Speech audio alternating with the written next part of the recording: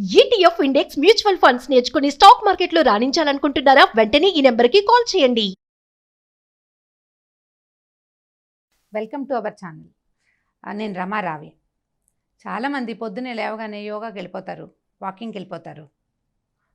అంటే ఎక్సర్సైజ్ చేయాలనే ఉద్దేశం బలంగా ఉంటుంది.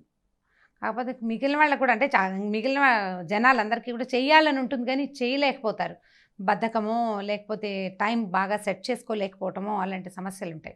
నాకు కూడా అలాంటి సమస్య ఉంటుంది.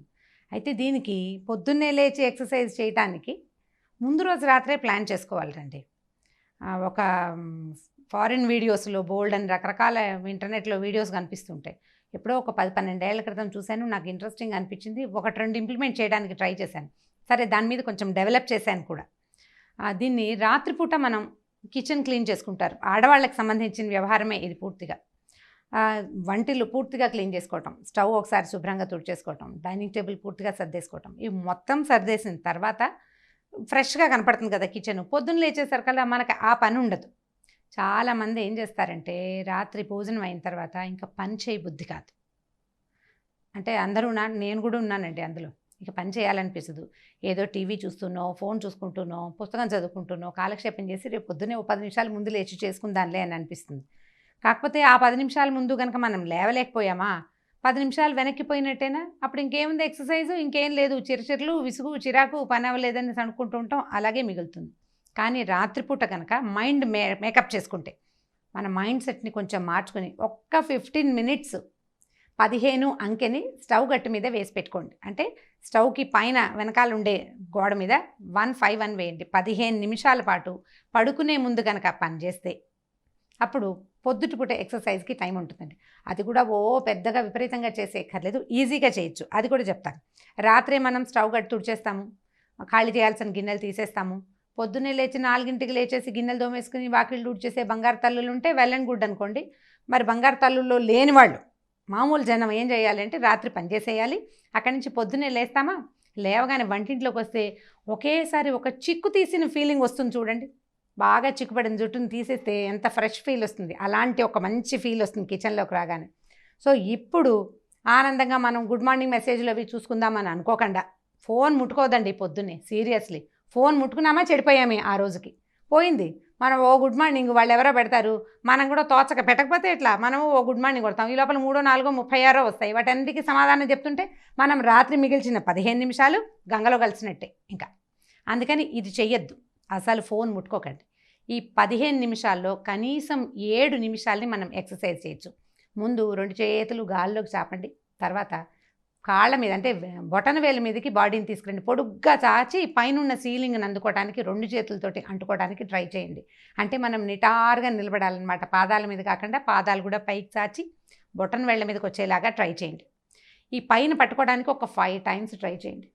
పట్టుకోలేము, మనం ఊరికే వేళ్ళు అందిస్తాం, ఒళ్ళు సాగిపోతుంది ఒకసారి. ఒక 5 టైమ్స్ అది. ఆ తర్వాత చిన్నప్పుడు వానా వానా వల్లప్ప తిరిగి వెళ్ళం, అలా కూడా తిరగచ్చండి. అయితే ఇది సన్నగా ఉండి నాజుగ్గా ఉండి పర్వాలేదు మెయింటెనెన్స్లో ఉన్న వాళ్ళకి కాదండి. 40 ఇయర్స్ ఉండి మన బిఎంఎస్ బాడీ మాస్ ఇండెక్స్ మనం ఉండాల్సిన బరువు కంటే 20 కేజీలు చూపించే వాళ్ళ కోసం. మోకాళ్ళ నొప్పులు, నడు నొప్పులు, మెడ నొప్పులు ఉన్న వాళ్ళు జాగ్రత్త పడండి అమ్మా. రామారావు గారు చెప్పారని మాత్రం చేయకండి. చక్కగా వానా వానా వల్లప్ప తిరిగినట్టుగా 2 లేదా 3 సార్లు గుండ్రంగా మన చుట్టూతా మనం తిరగడానికి ట్రై చేయండి. 3 టైమ్స్ చేస్తే చాలు. ఈ 3 అయిన తర్వాత ఒక 3 గుంజీలు తీయండి 2 చెవులు పట్టుకుని. ఎన్ని ఎక్సర్సైజ్లు అయినాయి? 3 అయినాయి ఇప్పటికి.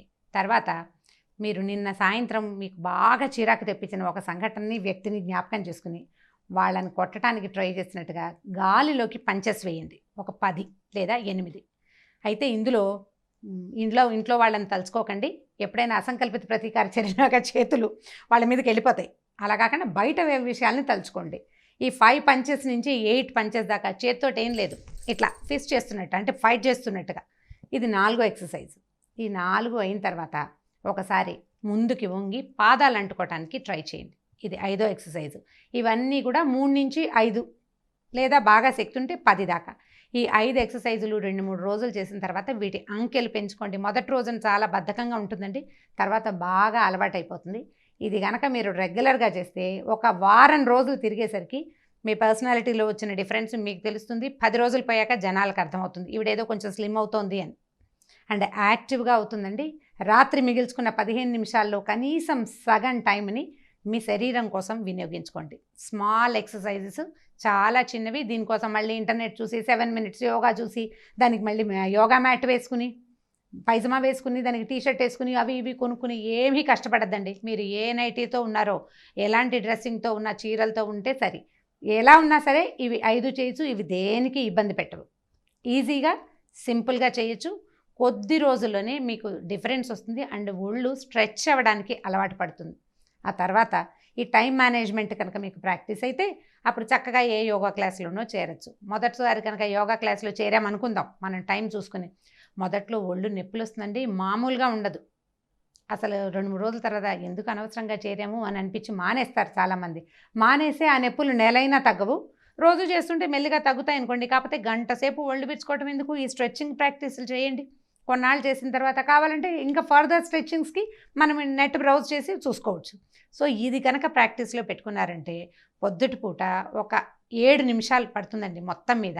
నేను మరీ ప్లాన్డ్గా చెప్పట్లేదు, బద్ధకస్తుల టైమింగ్ అనమాట ఇది. ఇంకా అసలు సరిగా అయితే 4 నిమిషాల్లోనే అయిపోవాలి. స్లోగా చేస్తాం, మనం ఆలోచిస్తాం ఇది అవునా కాదా అని. మీరు మళ్ళీ నా వీడియో ఓపెన్ చేసి చూస్తారు చాలామంది. నేను కూడా చేస్తా ఆ పని, అందుకని అంత క్లియర్గా చెప్పగలుగుతున్నాను. సో 5-6 రోజులు చూసిన తర్వాత ఇది గుడ్ ప్రాక్టీస్లోకి వస్తుంది. మీరు ఎక్సర్సైజ్ చేసిన తర్వాత ఇంకా మీరు కాస్త కాఫీ తాగినా బోల్డంత శక్తి వచ్చినట్టు ఉంటుంది. ఎప్పుడు తినుడు తాగుడుతోటి అంటే ఆహారంతో శక్తి రాదండి, ఎక్సర్సైజ్ తోటే శక్తి వస్తుంది. మీరు చేసిన ఈ స్ట్రెచ్చింగ్స్ వల్ల మీరు తీసుకున్న ఫుడ్ శరీరానికి చక్కగా వంట పడుతుంది. వితిన్ 5 days మీలో డిఫరెన్స్ రాకపోతే, నేను 5 రోజుల నుంచి మీరు చెప్పినట్టు చేశాను, నాకేం డిఫరెన్స్ రాలేదు, మీ ప్లాన్ కరెక్ట్ కాదు అని తప్పకుండా నాకు తెలియచేయండి. ఈ వీడియో కనుక మీకు నచ్చినట్లయితే లైక్ చేయండి, షేర్ చేయండి. మరిన్ని వీడియోస్ కోసం సుమన్ టీవీ లైవ్కి సబ్స్క్రైబ్ చేసుకోండి.